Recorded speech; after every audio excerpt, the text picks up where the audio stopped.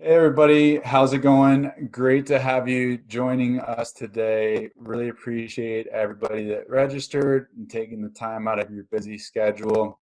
As you're joining the call, I'm going to ask you to look down at the bottom of the Zoom window and to the reactions button and give me a thumbs up if you love cake.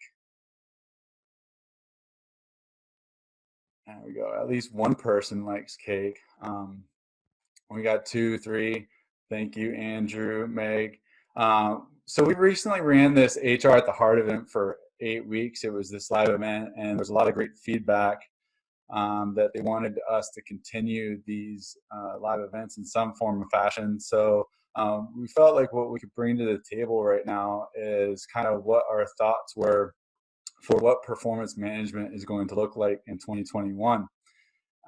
We have a lot of experience in this area. We know that everybody that's registered for this webinar has a lot of experience as well. We have HR directors, consultants, etc., joining us on this call. And what we're going to try to do is I'm going to quickly present to you what we think you need to know about performance based on our experience with our customers and what we've learned over the last 5 years developing your product specifically for improving performance and the employee experience.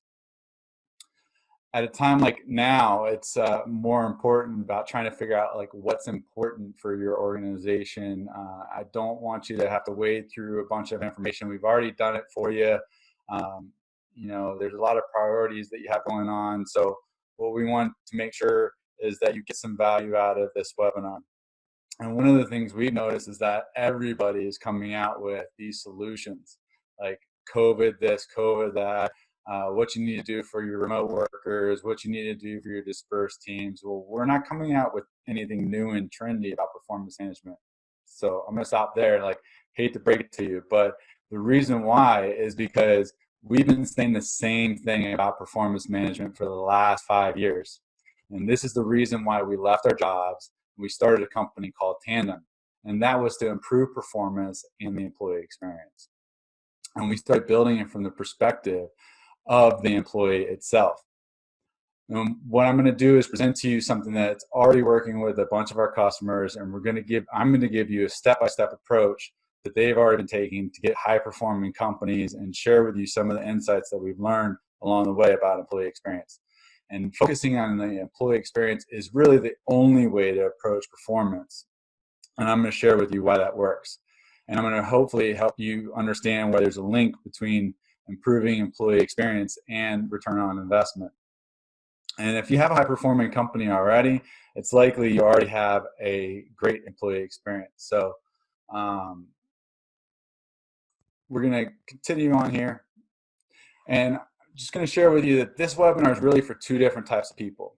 And those types of people are HR directors who already have projects started around like culture, performance, employee experience, diversity, inclusion, remote working, distributed teams. But you might have already had all that on your plate, but a lot more has landed on your plate since the last 6 months. And COVID hit, and Black Lives Matter is bringing the diversity inclusion topic back around. Well, this webinar is for you guys. Also, this webinar is for those HR directors who felt like performance and performance culture should be a priority at their organization, but it hasn't been. And for both of you, I want to give you a great start to your business case to bring back to your teams.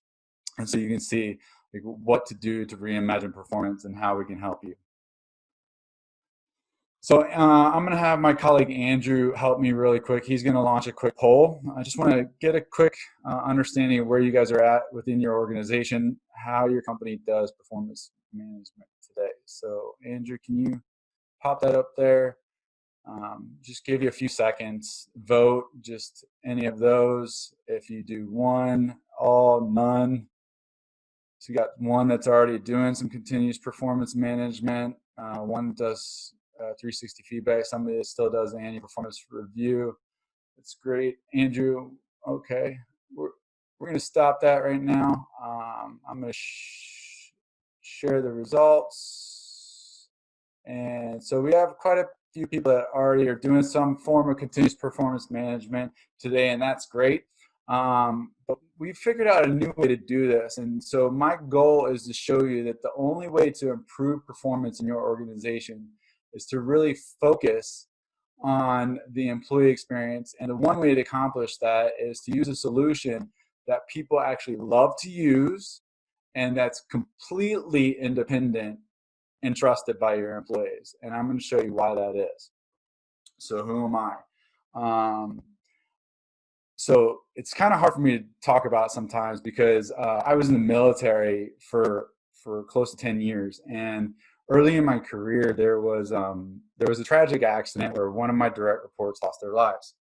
Long story short is that whenever there's an accident in the Army, they want to see the personnel file, they want to do an investigation. Well, I was deployed in Iraq at the time, and just like the crisis today, we kind of took a pause on our HR practices. It's not like we had much time or like resources to do those things. And this was back in 2006, 2007. So it's not like we had technology that was supporting us at the time. So I quickly dug through all my records and my notes, and luckily I had already stumbled upon doing these frequent check-ins, and I had stumbled upon the fact that if I recorded them, it would be easier for me to do my year-end review. So next day I actually turned in that packet, the personnel file, and everybody stared at me like, how did you do that so quickly? Like, it should have taken a long time to do. And I was like, I must have really stumbled on something. Everybody's always complaining about how long the performance review takes, and it's such a time-consuming process.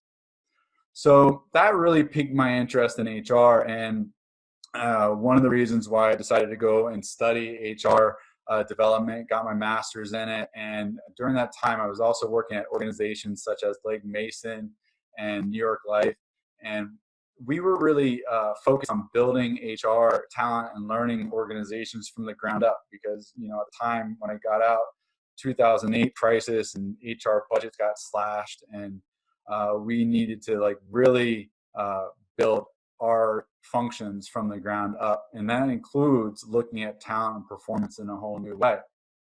So during that time, worked on transformations of technology and implementing brand new HRMSs, moving from that on-premise HRMS to a cloud-based HRMS. And the one thing I found is we were always trying to even though we wanted to change our philosophy, even though we wanted to do something different, we were just trying to recreate the wheel and use their technology and fit a square peg in a round hole. So you hit a lot of roadblocks, and to be honest, those things, they just weren't designed with the employee in mind. So frustrated like the other founders in our organization, I too took that risk and to leave my corporate job, and I moved to Dublin with my partner, and the stars aligned. I found Tandem, where I joined a team that has a combined over 100 hours of HR experience and 100 years of HR experience, and we too get the opportunity to day in and day out work in what we're passionate about, and that's improving performance management and the employee experience. And now, whereas I might have been impacting hundreds, maybe thousands of employees, now with our customers, I really get to influence and impact hundreds of thousands of employees with our customers.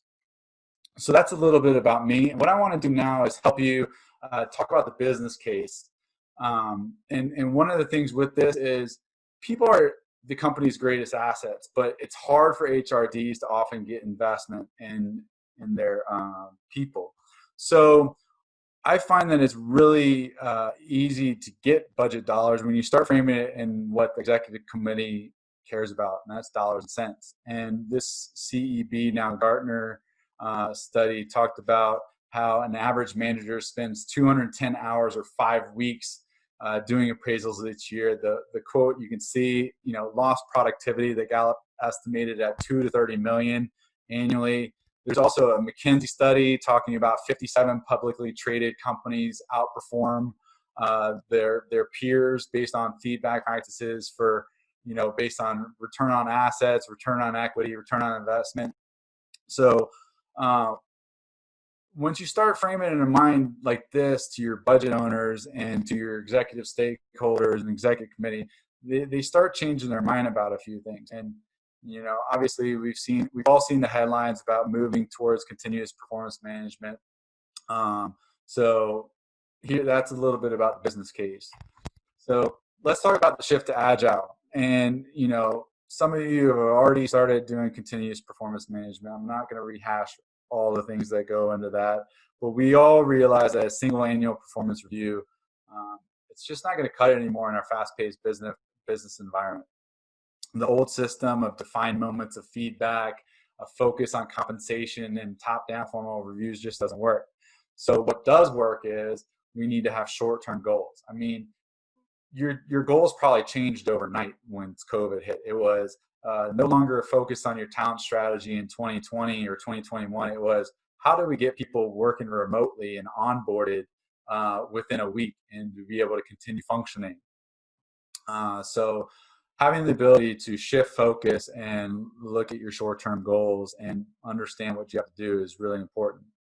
And cross-functional matrix teams has always been important, along with the aspect of teams. But now more than ever, it's about seamlessly moving between business units and projects. The ability to be able to have this in the flow of your natural flow of work. So what does all that look like in practice? Well, we want to include that agile goal setting, the ability for you to be able to view and edit your goals at any given time. Also, having feedback and recognition, being part of a community that helps everybody develop and sees your impact and recognizes your value at the organization. Having those frequent informal conversations and the check-ins, but also the ability to do performance check-ins. Have some type of coaching reports. Like, we have this technology should help you to become a better employee by growing your self-awareness, your self-development, getting a sense of your personal brand within the organization, but also as a manager to be able to help guide and coach your employees through their development.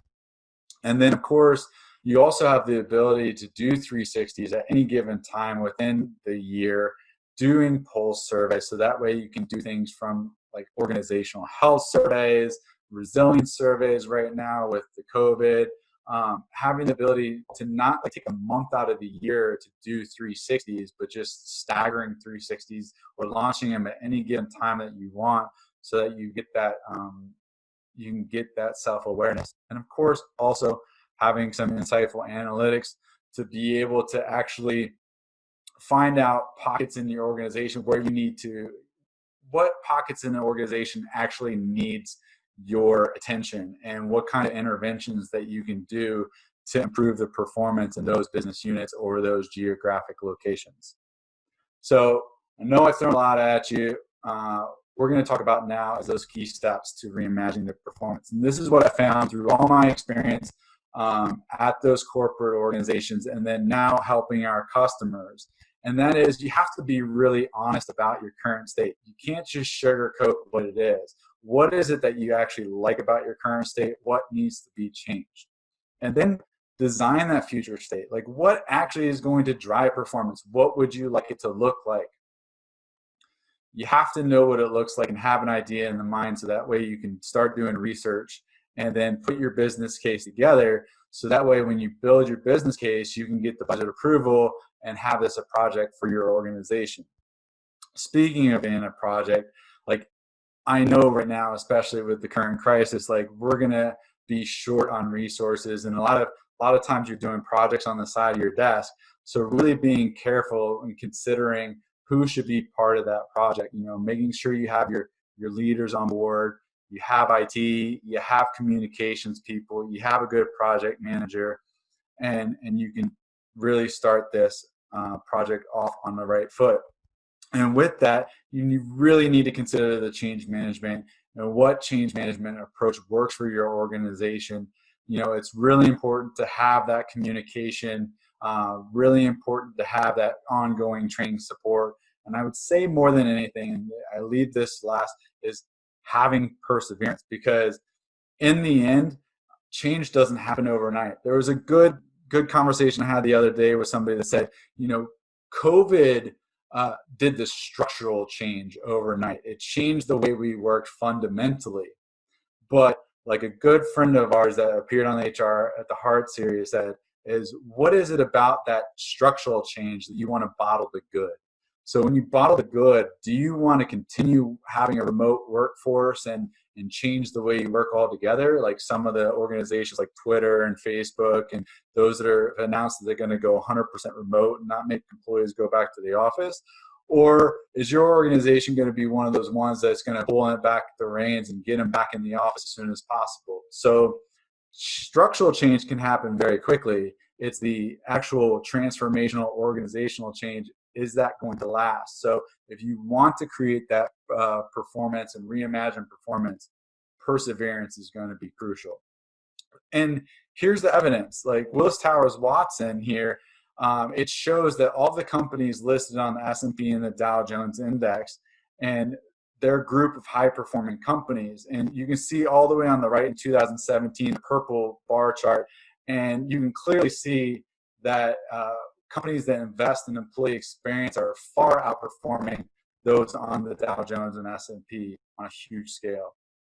And you have another part here. Imagine Willis Towers Watson, if you had a 4% change in gross profit margin at the end of the year. Think about that, what that would mean in your bottom line. We're not talking about just lost productivity here.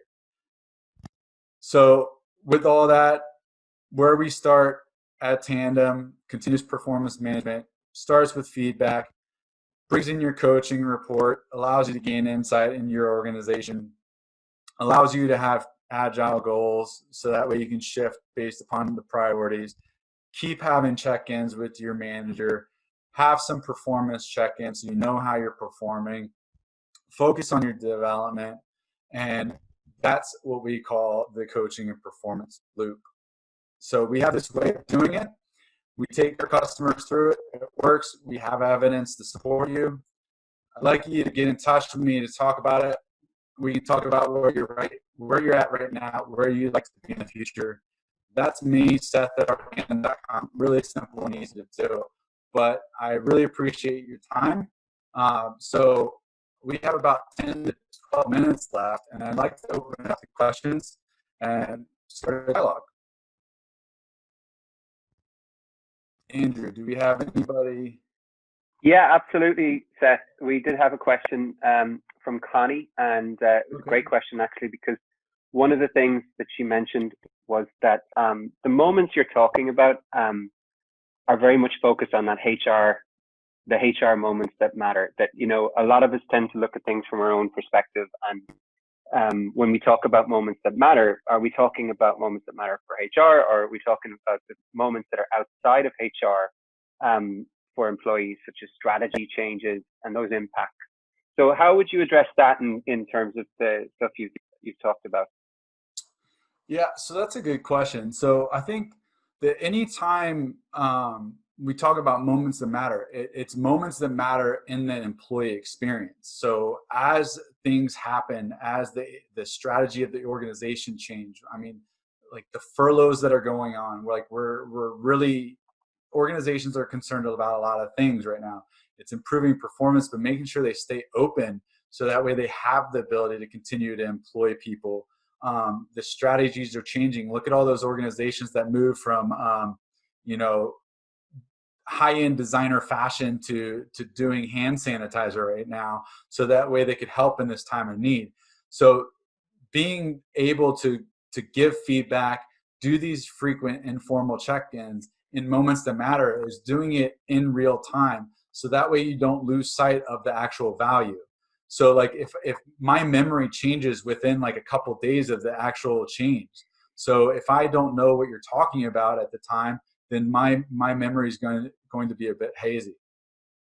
That's a great question, Connie. Did that answer your question? Connie says yes. Connie, would you like to? Will we unmute you, or are you comfortable with that? You can put it in the chat, just yes or no, because we can do that fairly easily. Sure. Okay, great. Let me see if I can find you. Where are you? Connie, where are you? There you go.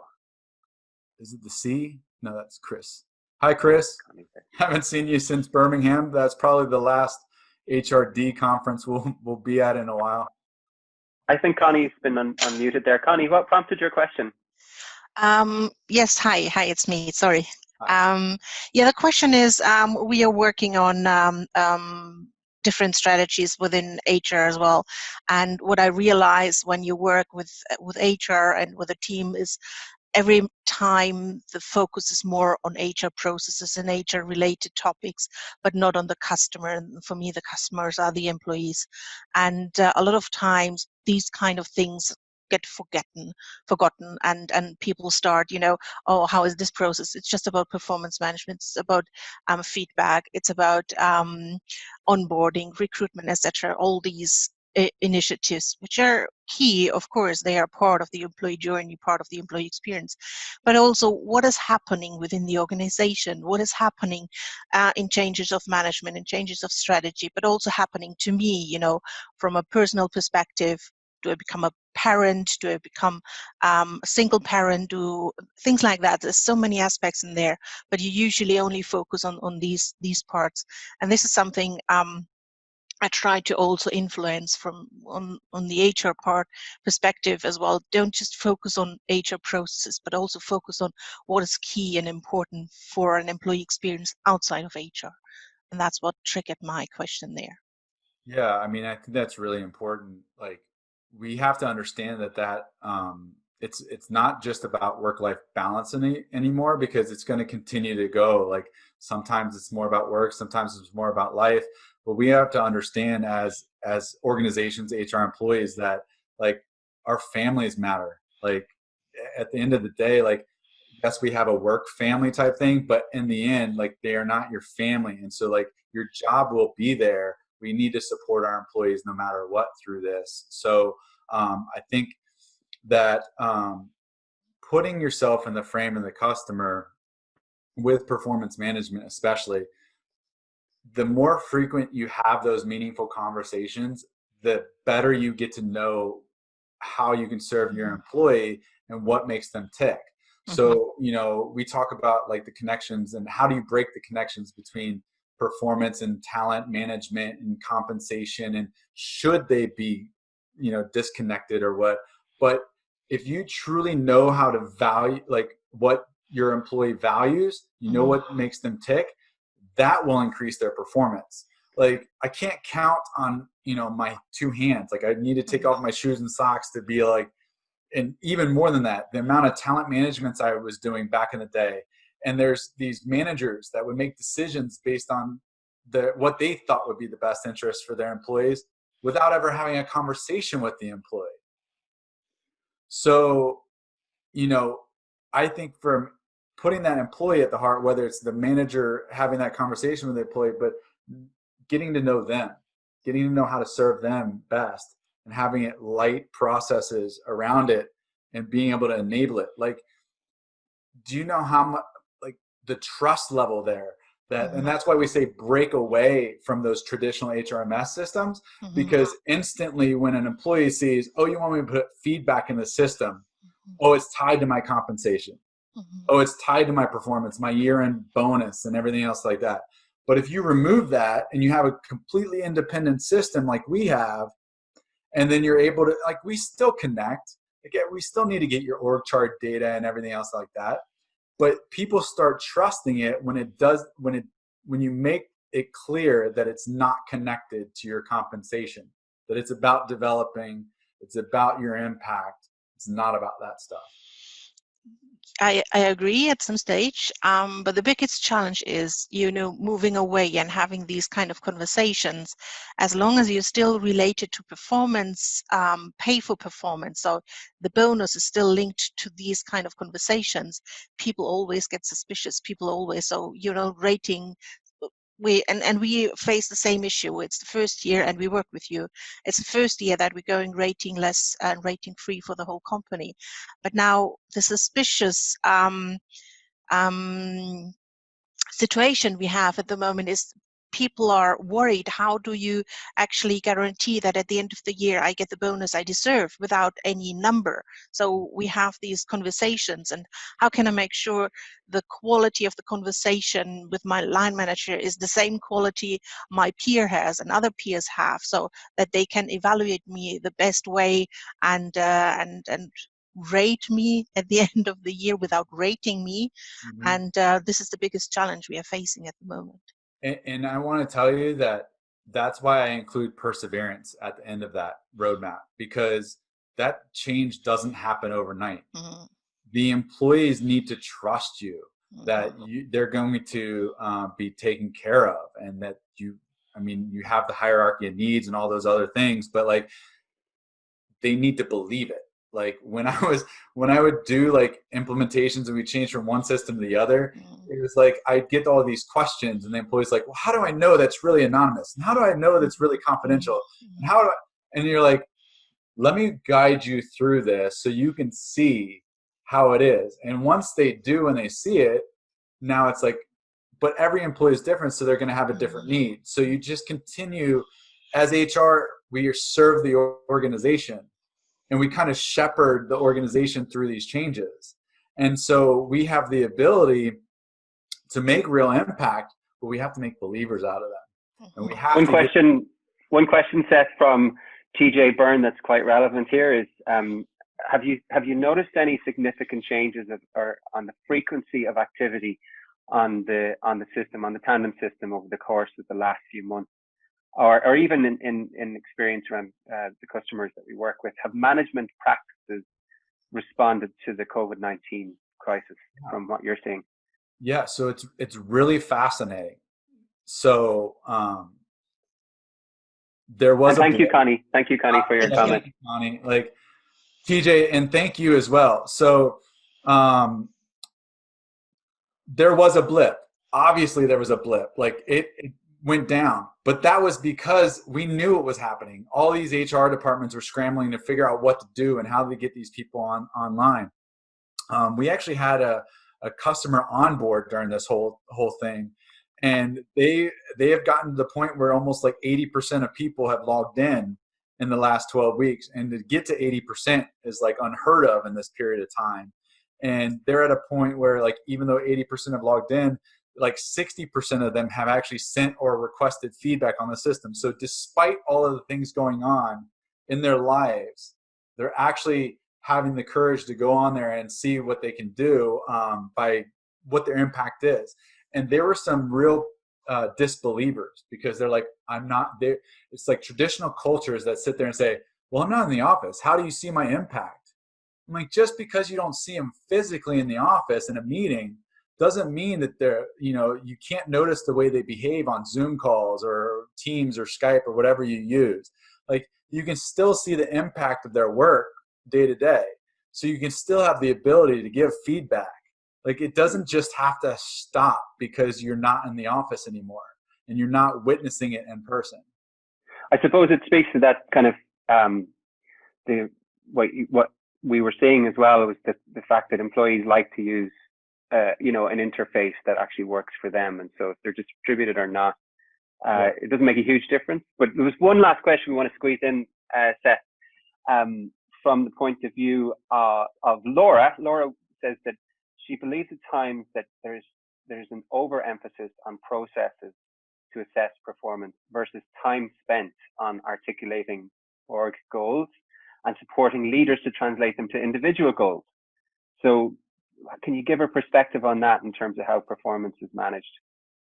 Yeah, that's really interesting. First, thanks, TJ. I hope that answered your question as well. And Laura, I know we're coming up against time. What I would say on this is that when you start treating people like adults and they understand what their work is and the way that it impacts the organization and what they need to be focused on, and having those agile goals to be able to shift, you can keep it loose. Like, it shouldn't take me long to sit there and say, COVID hit, we need to now come up with a plan to onboard employees in the next week to get them completely 100% remote. That's my goal now for the next week. And if I achieve it, I achieved it. If I don't, I don't. Like there sometimes is in those large organizations a heavy emphasis on, well, cascading goals, OKRs, translating behaviors, values, competencies, and having measurement criteria and all these things. And it's like at the end of the day, do you have a framework of how you're supposed to behave at the organization? That's the how you're doing your job. How do you collaborate? Do you show leadership? Do you ask good questions? Whatever. Are you a good citizen at your organization? And then two, the what. Like the what is answered by having those short agile goals.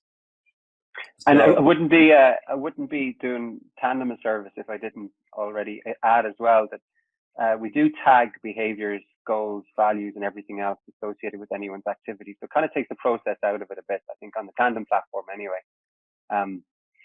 Seth, I think we're coming up against the end of the hour, or the end of the half hour. I don't want to keep anybody much longer. So thank you guys very much for your time today. And we appreciate you engaging in dialogue. If you have any questions that weren't answered, Seth@ourtandem.com. If you want to continue the dialogue, Seth@ourtandem.com. Love to hear from you. I'd love to talk about HR. This is what we do. If you have any feedback for us, we are a feedback organization. So please send me some feedback, Seth@ourtandem.com. So I appreciate your time today. Thanks, guys. Take care. Enjoy the rest of your day.